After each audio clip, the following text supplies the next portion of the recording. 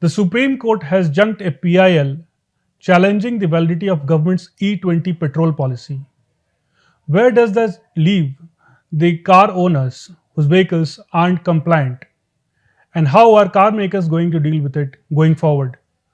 To know these and much more, we are once again joined by the Prince auto expert and contributing editor, Kushan Mitra. Welcome, Kushan. Welcome to Thank, Dashboard. thank you, Anurag. Another important issue at hand in the world of automobiles. Now, First thing first, briefly, what is this policy? okay. Now, I've been writing about this. We wrote about this about 3 years ago. In fact, one of the Petroleum Ministry's posts on X, they used my article from 2022 as a contextual note. So, what is the ethanol blending policy all about? In fact, it was decided long, long ago, even before this current administration came to power, that we will blend some ethanol into petrol. And about in 2014, it was 2019 actually, it was decided that they'll try and get that number up to 20% by 2030. So 20% by volume in every liter of petrol you buy from the pump will be ethanol.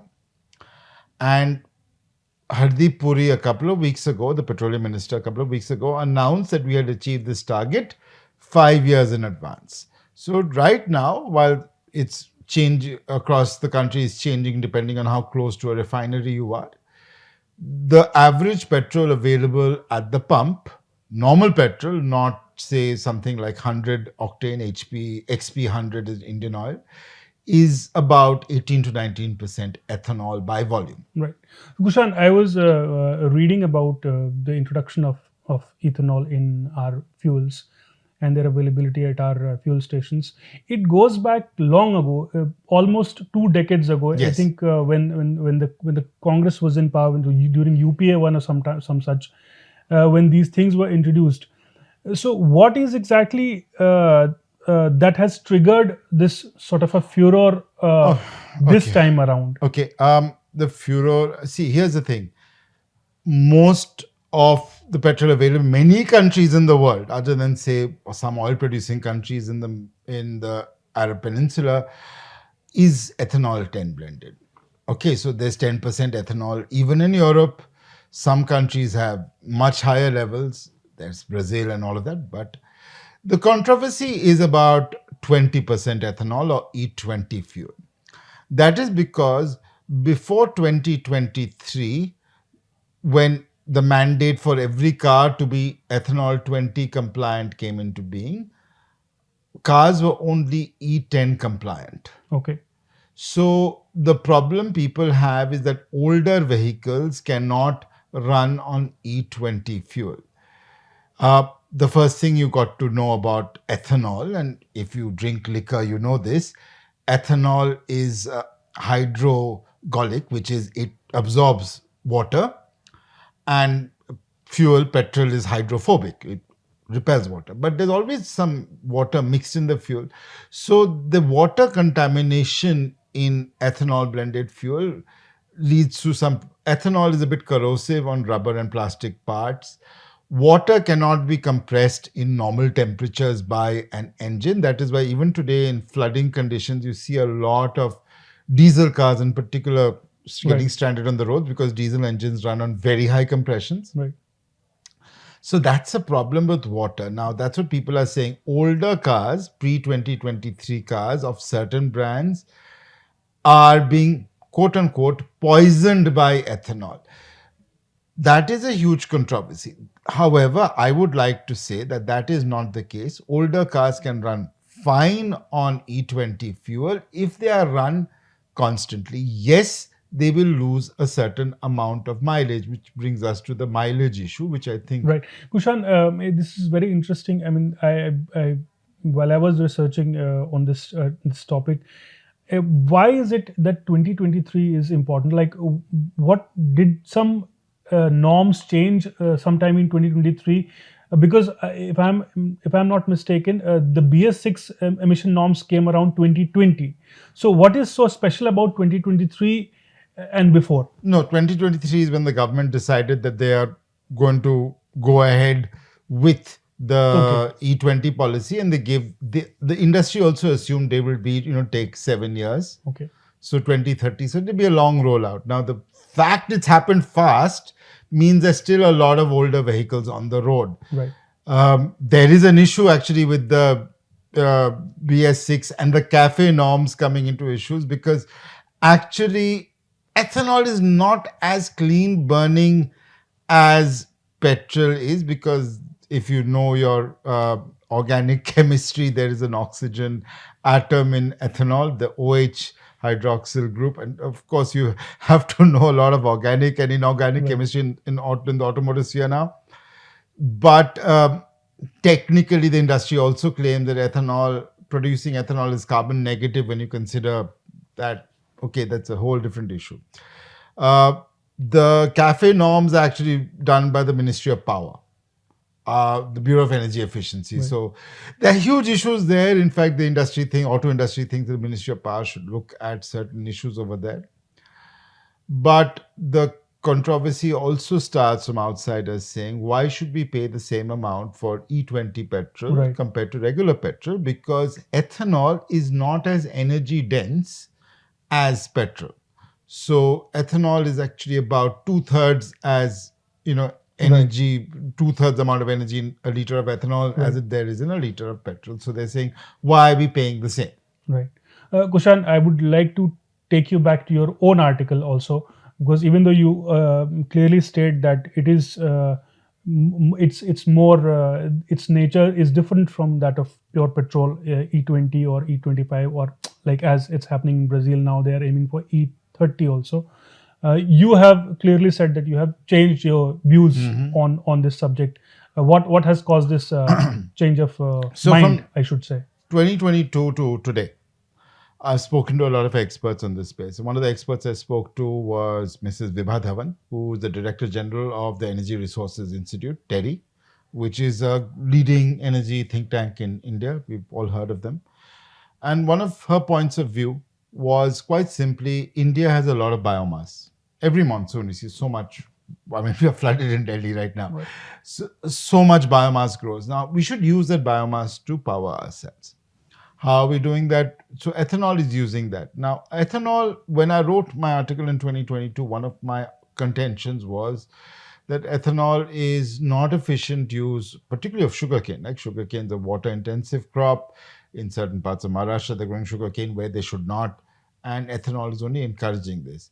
However, the largest producer of ethanol today, even by the sugar industry, they're in the UP, in the Gangetic belt. Now, over here, you can dig 3 feet and you'll find water. Secondly, it is not pure sugarcane juice that is used anymore. When I spoke to a few people from Sri Renuka Sugars, one of the largest producers of ethanol and one of the largest sugar producers in India, one of the points they said, we are using B-heavy and C-heavy molasses. That is saying, nichor ke. I mean, as you just squeeze out, I mean, this is the dregs of sugarcane that is being used to produce the ethanol. But Kushan, all that is on the economic side of things and policy side of things. But as an auto journalist, as an auto expert, how do you see it for car makers? For, let's just put it, for the engine itself. See, there is one thing people have to remember, and engines. I mean, you might think of the internal combustion engine as yesterday's technology. Okay. It's been around for 120 years. But it's also getting more and more efficient. Like, I mean, I'll just give the example of Maruti Suzuki. You had the K series of engines. Right. You had the K10A, K10B, K10 of 12 or 15, whatever size, the A series, B series, C series. Each of these saw small incremental improvements in fuel efficiency. Right. 1%, 2%. Now on the new Desire and the new Swift, you have the Z engines, which are, 6-7% more efficient.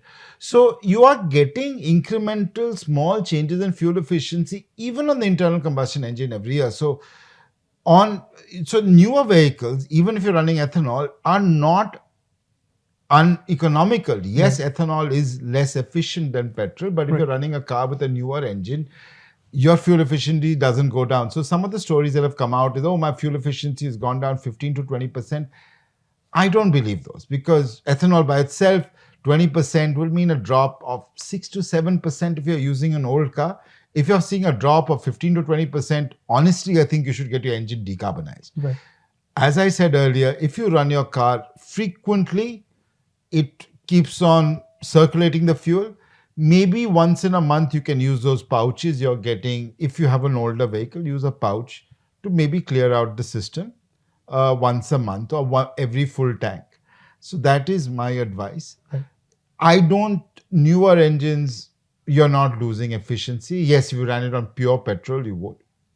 If you think you want to run your car on pure petrol, you can buy 100 octane, that is XP100 from Indian Oil, and the other oil marketing companies have their own brands. So if you have a Ferrari or a BMW or a Mercedes, you want to run it on high octane fuel, please do. Right. But all new BMWs, for example, are E25 compliant for almost 5 years now. So but Kushan, I was just reading it somewhere, and this line sort of stayed with me. It says that car makers first said E20 fuel had not been tested for compatibility with older vehicles, but backtracked later saying it is safe to use. So, do you think there is also some sort of a confusion among the automakers who are still trying to understand what exactly and how exactly it's all going to pan out? I think automakers, now I've spoken to several of them, people like, say, Vikram Gulati at Toyota Kirloskar or C.V. Raman at Maruti Suzuki. Now, they have said this argument. They are saying there are some issues with older cars. I don't think the industry is denying that. Now, Maruti has come out and said, we will provide a E20 kit for our oldest vehicles, pre-2023 vehicles, which will cost you 5,000 to 6,000 rupees. The government has, and this is after conversations I've had with Hardeep Puri, said that E20 is now reality.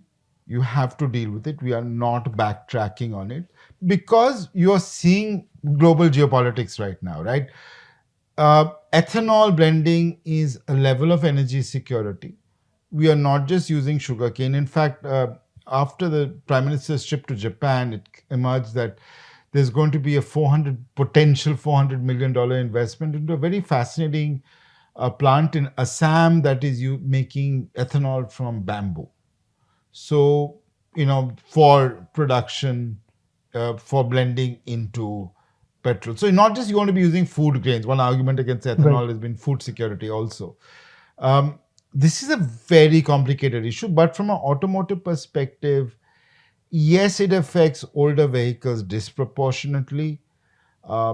In fact, the problem is worst with two-wheelers because in the two-wheeler industry, in the two-wheeler car park, as you would call it, there are a lot more old vehicles because, there's no scrappage scheme. You easily see very, very old two-wheelers running on the roads. Right. Kushan, I was also, going through a government release, and it sort of came out just about a month ago, and it's government's its attempt to allay the fears of especially car owners, and it claims that the use of E20 gives better acceleration, better ride quality, and most importantly, lowered carbon emissions by approximately 30% as compared to E10 fuel. This is something that the government is claiming. I don't agree with the government. But I mean, the acceleration bit is something that really sort of got hold of my attention. Okay. How does that work? I don't think it necessarily works like that. There are some efficiency. As I said, carbon emissions is when you consider it holistically, production of ethanol. Now, that has to be considered holistically. The argument the government is using is ethanol doesn't, because it is a higher octane. Right. Ethanol burns cleaner than petrol because there are less impurities in pure ethanol. There is no knocking on the engines, therefore ride quality, but modern engines don't have that issue. Again, the clean burning is the argument they're also making for better acceleration. That is also because engines are now being tuned for ethanol. For E20, all engines are tuned for E20. So the engine mapping, the tuning is done for E20. It's a problem on older engines. So So you'll say that a modern car, a car you buy today that's petrol and running on E20 will have better acceleration than a 2022 car, non E20 compliant car. Yeah, that's true, but that's Right. that's Right. And Kushan, this entire debate about the E20 fuel will be incomplete without looking at the Brazil example. It has okay. had a huge shadow impact on India's policymaking. Also, it seems to me, at least. Would you please take our viewers, our listeners, uh, So through that story quickly? So before Hardeep Singh Puri was our permanent representative at the UN, when he was an IFS, he was our ambassador to Brazil. So he has a lot of knowledge on the flex fuel policy and he's implementing it. I think that's one reason he was shifted to the petroleum ministry. Um, Now in Brazil today, the baseline fuel is E27. And all Brazilian cars are designed to run on something called are designed as flex fuel vehicles, so they can accept E0 all the way to E80. Nobody runs E100, even though there is a company in India which is called TrueVault, which is giving E100. Nobody runs E100 because ethanol engines take a bit of time to start up.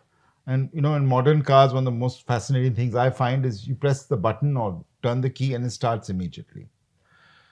So you usually have uh, but one thing I was also in a conversation with people in the industry and the petroleum industry as well.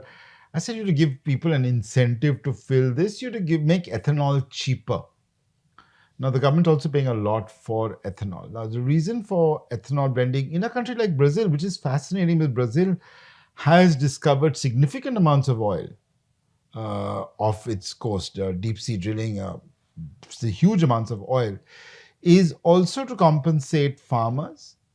So they use sugarcane mainly, and that's one policy India is using. Now, one of the lines I heard from Hardeep Puri is farmers have gone from being annadatas to urja datas. Right. The reason they're using this is one reason I'm told over and over again, and is that we now have a massive food grain surplus in India.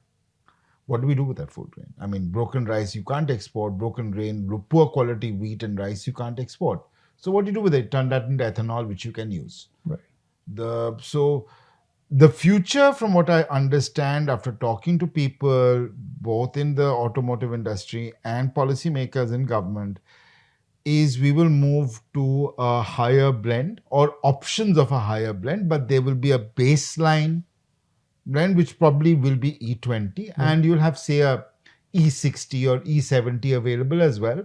And you as a consumer, if your vehicle is compliant, will be able to buy the higher blend. Maybe that will be cheaper. And the government also will possibly encourage the production of flex fuel hybrid vehicles, Right. which will improve fuel economy and all of that. Now, that's a whole different thing with the potential GST cuts coming later this month. Will hybrids be given that or not? We'll have to see. But flex fuel might happen because now there is an overcapacity of ethanol production plants in India. We already have 20 to 30% overcapacity. So I think the ethanol and sugar industry is demanding E30 baseline. The auto industry is saying E30 is going to ruin a lot of cars. So let's not go down that route. Let's make flex fuel. So there are lots of competing interests over here because there are also these new forms of ethanol which are not going into food, which I said is bamboo. There's a company in Bengaluru called C6 doing ethanol from seaweed. Right. So there's a So I mean, it's now clear that ethanol is going to stay in the fuel, and its percentage is probably only going to rise from here. Yeah, and by the way, if you guys don't like ethanol in your car, it's a reality. So if you don't want to use ethanol in your car, the only option you really have is to buy electric car. But the government now also talking about blending 10% ethanol in diesel. Well, that's some another push for EVs, even though from a different side altogether. Well, that's all from us in today's dashboard. Thank you for watching. Thank you, Kushan. Thanks, Anurag.